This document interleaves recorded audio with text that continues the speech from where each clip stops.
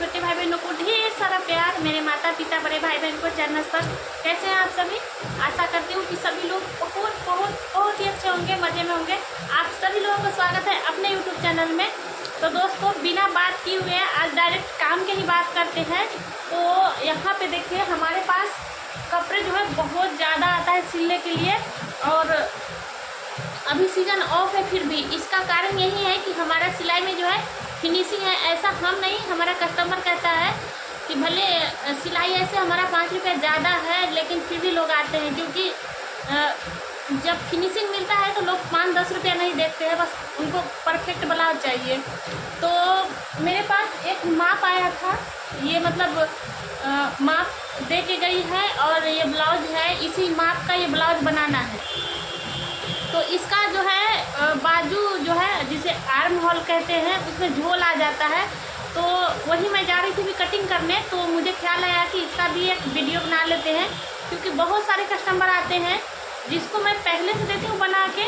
उनका तो परफेक्ट माप रहता है, वो लेके आती है, बनवा के जाती है। लेकिन जो पहली बार आती है हमारे पास, तो उनको कई प्रॉब्लम होता है माप वाला ब्लाउज में। जैसे किसी का ये शोल्डर उतारता रहता है, और किसी के आर्म होल में झोल है, किसी के पीछे जैसे ब्लाउज का जो पीछे का पल्ले होता है वो उठता रहता है, या किसी के आगे के पल्ले, जैसे हाथ ऊपर करने से ये आगे के पल्ले ऊपर खिंचाता है। बहुत सारा प्रॉब्लम होता है, और सबको हम सही करके देते हैं। तो आज एक और प्रॉब्लम वाला ये माप आया है, जिसका ये आर्म होल में बहुत ज़्यादा झोल है। ऐसे देखिए, इसमें भी है थोड़ा, लेकिन हम क्या है, हम बाजू ढीला पहनते हैं, इसमें ही थोड़ा लग रहा है। अगर फिटिंग होगा तो इसमें ये भी नहीं दिखेगा, लेकिन फिर भी इतना लूज है बाजू, फिर भी नहीं है ज़्यादा। आप लोग देख सकते हैं कि मैं जो पहनी हूँ एकदम लूज बाजू है, फिर भी ज़्यादा नहीं है।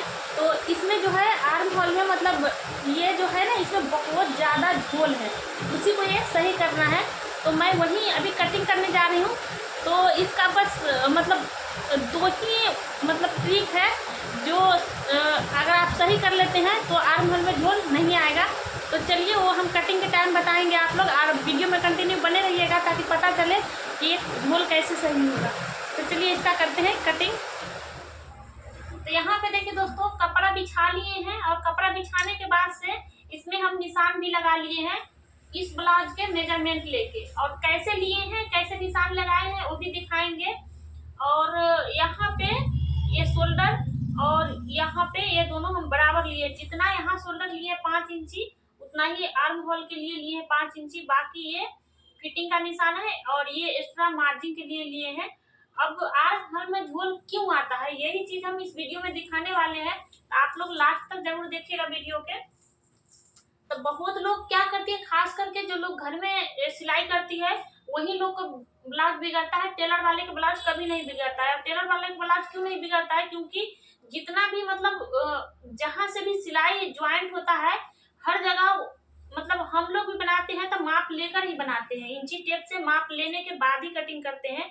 जो लोग घर में सिलाई करती है, उनका ब्लाउज बिगड़ने का एक कारण होता है कि बिना मापे हुए फटाफट से कैंची चला देती है। कैंची चलाने के बाद से कभी ज्यादा कपड़ा कटता है, तो कभी कम कपड़ा कटता है। यही कारण है कि कभी ब्लाउज टाइट होने लगता है यहाँ से आर्म होल के पास से, और कभी झोल आता है। और जब हम माप के बनाते हैं तो क्या होता है कि हमेशा हमें अंदाज रहता है, वहीं से कटिंग करते हैं, तो कभी भी ना झोल आता है ना टाइट होता है। तो ये है ब्लाउज, और इसी का मेजरमेंट हम लिए हैं। तो इसका लंबाई है 13, सीना है 9, और गला है 9.5। तो चलिए आर्म होल के हम माप ले लेते हैं सबसे पहले, ताकि उसमें झोल ना आए। नहीं तो कटिंग करने को तो क्या है, हम भी रोज सिलाई करते हैं, दिन भर में कितना ब्लाउज बना देते हैं, तो हमें भी अंदाज है कि ऐसे करके कटिंग होता है। लेकिन फिर भी पूरा कंफर्म होने के लिए थोड़ा थोड़ा के लिए ब्लाउज बिगड़ जाता है।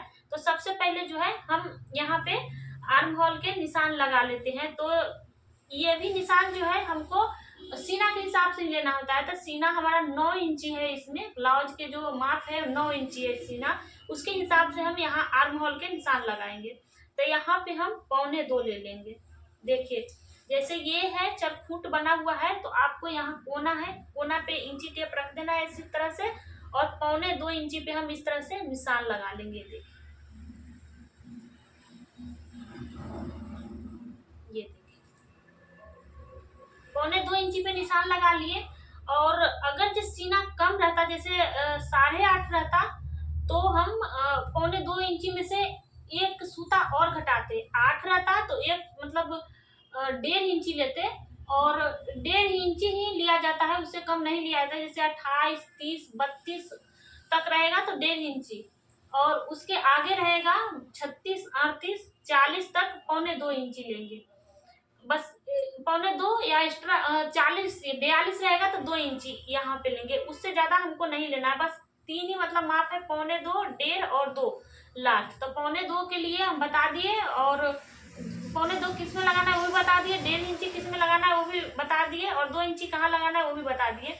बस ये चीज का ध्यान रखिएगा, ब्लाउज की सिलाई है वो भी सीधी आएगी, और आर्म होल में झोल भी मतलब बहुत कम चांस रहता है आने का। और जैसे हम ये कटिंग करते हैं उस समय स्टिचिंग के टाइम भी ध्यान देना होता है कि बहुत ज्यादा कपड़ा दबा के हमको स्टिचिंग नहीं करना है, नहीं तो फिर खींचेगा। और उसके बाद यहाँ से लेके जैसे 9 इंची है तो यहाँ पे क्या करना है, 3.25 इंची पे एक निशान लगा लेना है। ये देखिए यहाँ से लेके यहाँ 3.25 इंची लगा लिए हैं। अब क्या करेंगे, इसको इस तरह से, ये देखिए जहाँ पे फिटिंग के निशान खत्म हो रहा है तहाँ पे हमको ये निशान मिला देना है, और यहाँ से ये सीधा आ जाएगा। ये देखिए अब ये हमारा परफेक्ट निशान लग चुका है। इसमें क्या है, थोड़ा भी चांस मतलब नहीं रहता है। ऐसे अगर स्टिचिंग करने के टाइम हम ध्यान रखेंगे तो झोल आने के चांस नहीं रहता है। अगर स्टिचिंग के टाइम में भी हम ज्यादा दबा देंगे तो खिंचाव आने लगेगी, झोल आने लगेगा, और ना ही तो हमको स्टिचिंग के टाइम कपड़ा खींचना है, और नहीं बाजू जो ज्वाइंट करेंगे उसको खींचना है। 2-3 बात स्टिचिंग के टाइम भी ध्यान रखना होता है। लेकिन कटिंग के टाइम एक चीज ये जो है, अगर हम निशान परफेक्ट लगाते हैं तो इसमें कई प्रॉब्लम का सॉल्व होता है। जैसे सिलाई जो है सीधी, वो भी सीधा हो जाता है, टेढ़ा मेरा सिलाई नहीं आता। जैसे कभी कभी फिटिंग के सिलाई लगाते हैं तो यहाँ से इस तरह से ऐसे बनता है, वो भी नहीं बनेगा, एकदम सीधा आएगा, और ये इसमें भी झोल नहीं आएगा। और उसके बाद यहाँ से शोल्डर उतरने का जो प्रॉब्लम है उसको हम थोड़ा सा यहाँ से सोल्व कर देंगे। जैसे ये है, यहाँ पे निशान लगा हुआ है तो यहाँ पे एक सूता ऐसे करके हम इसको ऐसे मिला देंगे। अब ये हमारा निशान जो है जो पूरा परफेक्ट लग चुका है। चलिए फटाफट से इसको हम कटिंग कर लेते हैं।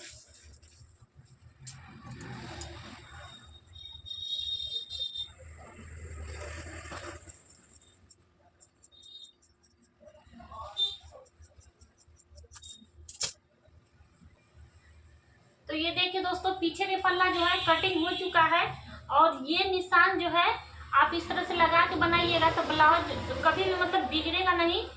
हल्का फुल्का चांस रहता है झोल आने के, तो उसमें आपको सिलाई के टाइम ध्यान देना पड़ेगा। जैसे ज्यादा नहीं दबाना है, कम नहीं दबाना है, 2 से 3 सूता, 2 सूता के मार्जिन लेके सिलाई चलाना है इस पे, और इस चीज को ध्यान रखना है। बाकी के अब हम इसमें गला कटिंग करेंगे पीछे के साइड, और आगे के साइड जो कटिंग होती है तो बहुत लोग कटिंग करने के टाइम ही ऐसे करके छाट देते हैं, ऐसे करके। लेकिन ये पीछे का पल्ला है, लेकिन मैं जब भी स्टिचिंग करती हूँ तो पीछे के पल्ले ज्वाइंट करने के बाद ही, जैसे यहाँ पे जो टेकिंग आती है आगे के पल्ले में वो दे देते हैं, उसके बाद उसको छाटते थे। एक बार हम कटिंग करके उसके बाद दिखा रहे हैं जो कैसे आगे के पल्ले में यहाँ पे छाटा जाता है।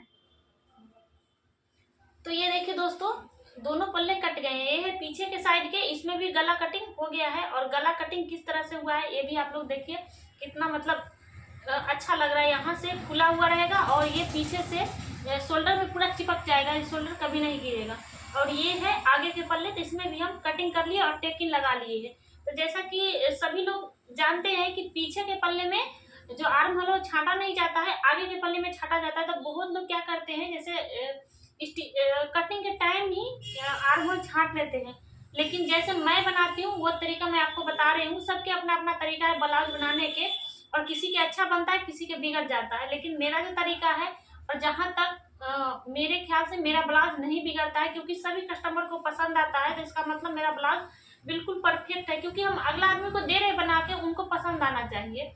तो मैं बनाती हूँ, जैसे मैं सारा टेकिंग पहले दे लेती हूँ। सबसे पहले ये टेकिंग देती हूँ, फिर ये, फिर ये, फिर ये।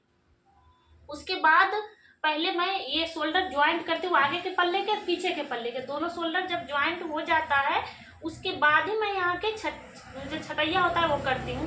तो जब ये ज्वाइंट हो जाता है उसके बाद ये टेकिंग जब हम देते हैं तो ये साइड का जो ये कपड़ा है वो जाहिर सी बात है कि ज़्यादा हो जाता है। जैसे हम ये टेकिन ऐसे लगाते हैं तो ये ज़्यादा होता है। फिर क्या करते हैं, यहाँ से हम हल्का हल्का छाटते हुए यहाँ से छाटते हैं, और जो यहाँ ज़्यादा एक्स्ट्रा निकला हुआ रहता है इसको हम इस तरह से छाट देते हैं। फिर ये बिल्कुल परफेक्ट हो जाती है, और ये आगे का भी छटैया भी हो जाती है, और ये जो ज़्यादा कपड़ा रहता है वो भी निकल जाता है। तो यही कारण है कि यार हमें झोल आगे की साइड मतलब क्यों आता है और पीछे के साइड खींचने लगता है। तो ये सब चीज जो है आप एकदम मतलब ध्यान से, अगर एक बार नहीं समझ में आया होगा तो वीडियो को आप रिपीट करके देखिएगा और बना के देखिएगा, बिल्कुल परफेक्ट आएगा। और जब स्टिचिंग करेंगे तो उसमें बहुत ज्यादा कपड़ा नहीं दबाना है, 2-2 सूता कपड़ा लेके और हमको स्टिचिंग कर देना है। तो ये हो गई कटिंग। और उसके बाद ये है बाजू का कपड़ा, और बाजू जैसे ये है तो ये अब आगे के पल्ले में आर्म होल जो होता है उसमें झोल नहीं आएगा, लेकिन बाजू में झोल आएगा। बाजू में झोल अगर आप कटिंग परफेक्ट नहीं कीजिएगा तो उसमें झोल आने लगता है। तो बाजू में भी परफेक्ट कटिंग करना बहुत जरूरी होता है। तो चलिए पहले बाजू की कटिंग करके दिखाते हैं। यहाँ पे देखिए दोस्तों, ब्लाउज की कटिंग हो चुकी है। ये है पीछे के पल्ले, आगे के पल्ले, और ये है बाजू। तो बाजू को भी हम कटिंग कर लिए हैं, और ये इस तरह से मुड़ेगा तुरपाई के लिए, और बाकी जो है स्टिचिंग में जाएगा आधा इंची, और बाकी जो बचेगा वो मतलब बाजू बन के रेडी हो जाएगी। तो इसके लिए यहाँ से भी माप लिया जाता है, माप लेके ही कटिंग किया जाता है, तो हम इस वीडियो में नहीं दिखाए हैं। तो ये देखिए दोस्तों, ब्लाउज जो है कटिंग हो गया है, और बहुत ही इजी तरीका बताई हूँ कटिंग करने का। जैसे यार मुँह में झोल आता है तो बहुत इजी तरीका है, जो तरीका मैं बताई हूँ वो मतलब 100% तो नहीं कहेंगे, लेकिन 80% चांस है कि आपका झोल जो है नहीं आएगा, क्योंकि इसमें थोड़ा सा आपको ध्यान देना है। जैसे बाजू ज्वाइन करते हैं उस समय आपको खींचना नहीं है, अंदर खींचिएगा तो फिर या तो बाजू में झोल आएगी, नहीं तो फिर इसमें आएगी। नहीं तो बाजू में खींचना ज्वाइन करने के टाइम, और नहीं ये जो मेन कपड़ा है पल्ले उसको खींचना है, और इसमें तो झोल नहीं आएगा। और बाजू में भी किसी किसी का झोल आता है, उसका भी एक ट्रिक है कटिंग करने का, और वो वाला ट्रिक मैं इसमें नहीं बताई हूँ। और ये वीडियो कैसा लगा तो आप लोग कमेंट में जरूर बताइएगा। अगर बाजू की कटिंग देखना है तो आप लोग उसके लिए भी कमेंट कीजिएगा, हम अगला वीडियो लेके आएंगे। और ये वीडियो जो है दोस्तों यही पे एंड करते हैं। थोड़ा सा भी अच्छा लगा होगा तो लाइक कमेंट शेयर जरूर कीजिएगा। मिलेंगे नेक्स्ट वीडियो में, तब तक के लिए बाय बाय।